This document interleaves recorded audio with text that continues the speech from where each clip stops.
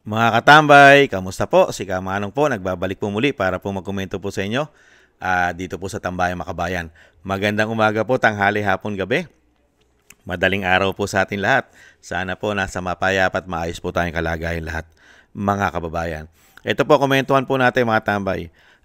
Di po ba nagbuo po sila ng independent body para po yung komisyon para daw po mag-imbestiga sa maanumalyang flood control, mga kababayan. At syempre po umuugong po rito na sinasabi nila na si Mayor Magalong ay dapat daw po ay maging parte o sinasabing isa pong makapagtuturo sa mga napakarami pong anomalya na ginawa po ng mga politiko, mga congressman at marami pang iba, mga kababayan. Pero nilinaw po ng palasyo kung ano po ang magiging papel lamang ni Mayor Magalong dahil ang gusto ng palasyo ng Malacanang ay kailangan daw po ay unang-una ay hindi po politiko ang ang mag-iimbestiga sa sinasabing independent body commission na binuo ng Pangulo.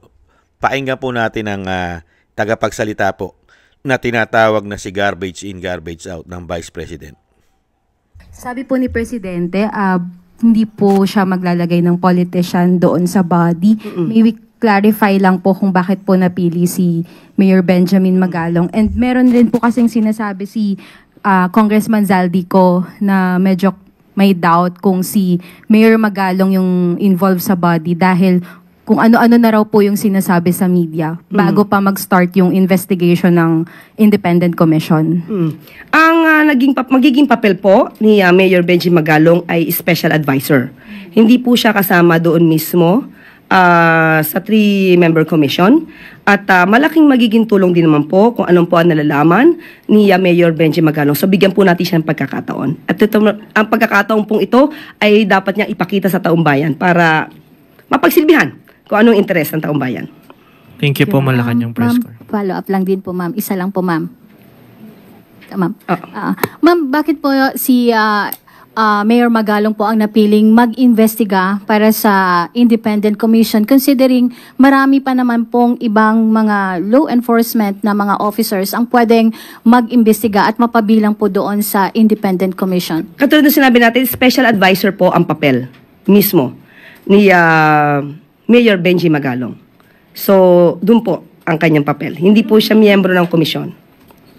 Pero Okay. mag-iimbestiga po siya, ma'am. Kung ano man po ang makukuha niya sa pamamagitan ng kanyang effort, maaari niya po itong ibigay mismo sa ICI. Thank you po, Okay. Malacanang Okay. Press Corps. Okay, salamat. Yan po, hindi po siya parte. Advisor lang po siya, mga tambay. Mag-a-advise lang. Magbibigay lang po ng idea. Mga kabayan, si Mayor Magalong. Hindi po ba? Kasi pagka si Mayor Magalong po mismo ang mag-iimbestiga, marami pong masasagasaan. Hindi po ba? Kaya nga po bumuo silang independent body o itong commission body, mga tambay. Independent. Sino po ba nangunguna na kinuha po nila dyan?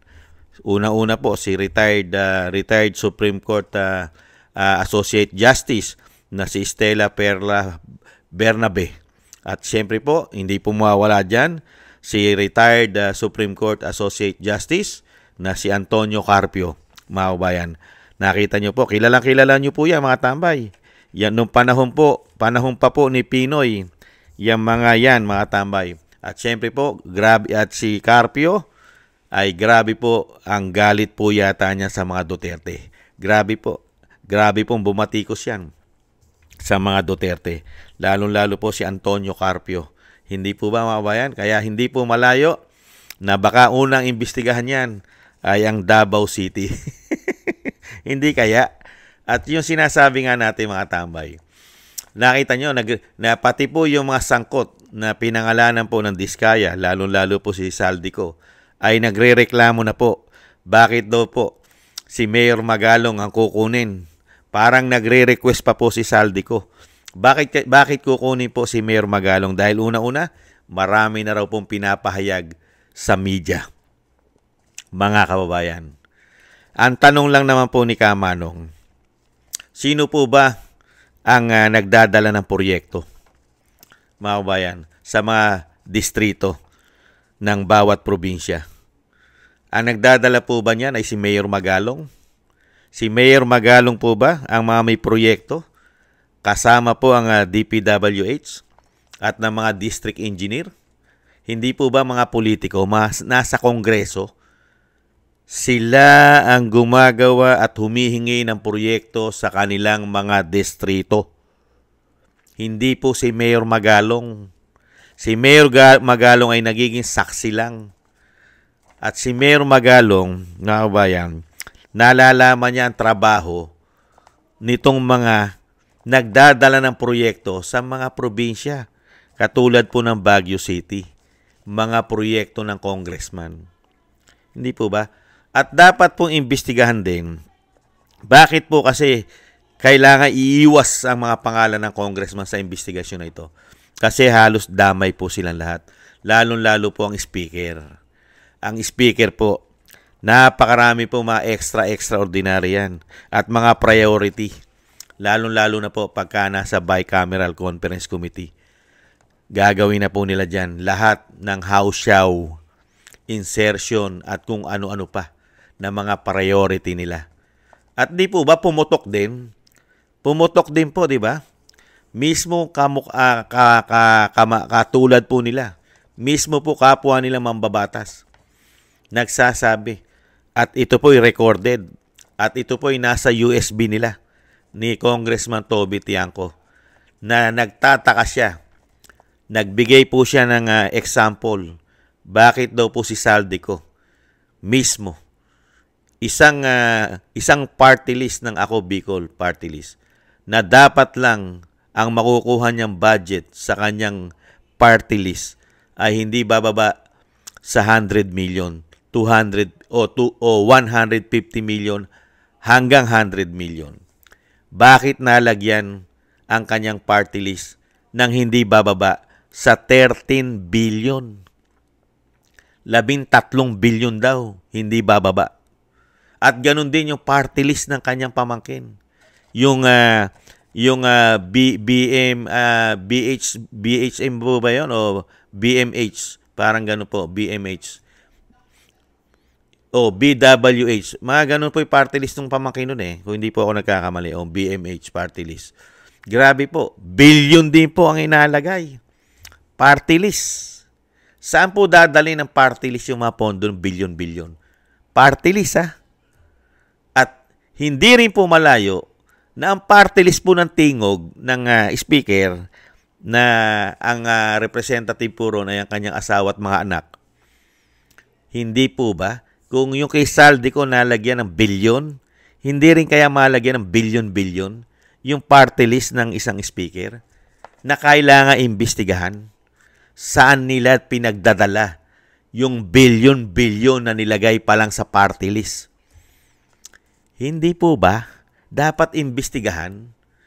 Kaya nga po napaka-importante, mga kabayan, ang investigasyon ay magmumula po sa puno. Mga kababayan, hindi po ba? Kaya dito po sa nakikita po natin, ito pong binubuong independent body na ito, na yung komisyon, ano ito, house show to. Wala pong matutumbok dito. Ito pong independent body na ito na mag-iimbestiga sa korupsyon ng flood control. Mga kabayan, isi-single out lang nila ito umano. Komento ko po, wala pong mangyayari sa investigasyon na ito. Mga kabayan, mamimili lang po sila ng tututukan nila riyan. Kung talagang gusto mo na makakuha at talagang supili ng investigasyon, buksan nyo mga libro nyo. Di po ba? Kaya dito pa mga tambay, sayang lang mga tambay. Yung kay Mayor Magalong po kasi mga kabayan, kahit sabihin po ibigay ni Mayor Magalong yung mga hawak niya ebidensya, depende pa rin po yun sa komisyon kung susundin siya. Di ba? Advice mo lang yan eh. Pwedeng sundin, pwedeng hindi. At kung talagang matitino, mga kabayan, at sinasabing hindi dapat sumama ang isang politiko, mga kabayan, dito sa pag-imbestiga. Si retired Associate Justice Carpio, namumuliti ka nga yan eh. Hindi po ba? Kahit sabihin mo retired justice yan, namumuliti ka nga yan eh. Di po ba? Ilang taon nang pinupolitika niya ng mga Duterte. Di po ba? At kung ano-ano mga pinagsasabi, hindi po ba? Tapos sasabihin nyo, hindi kailangan, namumuliti ka. Namumuliti ka na nga yung isang Associate Justice dyan. Ibang klase kayo. Kaya dito po mga tambay, wala pong patutunguhan ito. Tatagal lang po ng tatagal. Puro pag-aaksaya lang po ng pera ito. Kawawa lang po ang Pilipino. Ang pera ng bansa, mahigit 3 taon ay dinala lang po tayo sa ganitong programa at proyekto. Kawawa po tayong mahihirap, mga kabayan. Nakita nyo, puro pagwawaldas ng pera ang tinrabaho po sa atin. Hearing dito, hearing doon, pamumuliti ka rito, pamumuliti ka ron. Gastos dito, gastos doon, kurap dito, kurap doon. Paglilingkod po yan ng binagoong Pilipinas. History po yan ng bansa. 3 taong pamumulitik at korupsyon. History. Ganon din ang trabaho ng Kongreso, ng Senado at ng House of Representatives. Ang galing, ano? At kung talagang gusto mo na mag-imbestiga ng korupsyon, yung mismo tagapagsalita ng PCO, yung kanilang opisina ay may kurap din. Kurap din. Hindi po ba? Kaya nga inimbestigahan nga yan, sinabi ni Congressman Marcoleta, may korupsyon din. Dahil maraming binabayaran dyan, umano, para lang sila ipabanguhin sa social media. Ang tanong, pati ba sa media? At mismo yung broadcaster nila na nag-resign dyan, si Mike Abe, ay sinabi rin na korap. Malaki ang korupsyon sa PCO na dyan nagsasalita si garbage in, garbage out. Kaya nga po kung sinasabi pong korupsyon ang kailangan imbestigahan, unahin imbestigahan ang Malacanang dahil mismo sa Malacanang ay may issue ng korupsyon. Kaya nga sinasabi natin, hausyaw. Walang mangyayari dyan, mga kaubayan. Kaya yung sinasabi po ni Mayor Magalong, masasayang lang po yan. Hindi rin po matutupad na ang mananagot po ay yung matatabang buhaya at matatabang aso. Hindi po mananagot yan. Meron man managot yan, kalaban pa sa politika. Ganun lang po yun. Thank you po mga kabayan. Sana gusto po natin tambayan mga kabayan sa YouTube at TikTok. At ganun din po sa mga nagko-comment, like, share, and subscribe. Sa mga subscribers po natin, thank you. Sa mga patuloy po nagsusubscribe, maraming salamat din po mga kababayan. At syempre po sa mga nagbibigay po ng tulong at biyaya, shoutout po sa inyong lahat. Mabuhay po kayo mga kababayan. Thank you po sa inyong lahat. At syempre po yung dalangin at dasal po natin sa pamilya Duterte, sa ating Vice President, sa ating dating Pangulong Duterte na maingatan po sila. At syempre po madugtungan pa po ang buhay ng ating dating Pangulo at kalakasan at makauwi po sa lalong mabilis sa ating bansa. Maraming salamat po sa mga dasal. At ganoon din po mga tambay, tayo po yung magdasal na maingatan po tayo at ganoon din po ating buong sambahinan. Maraming salamat po mga tambay. Tiis-tiis lang po at darating din po ang liwanag at pag-asa ng ating bansa. Mga kaubayan. Thank you po. Bye-bye.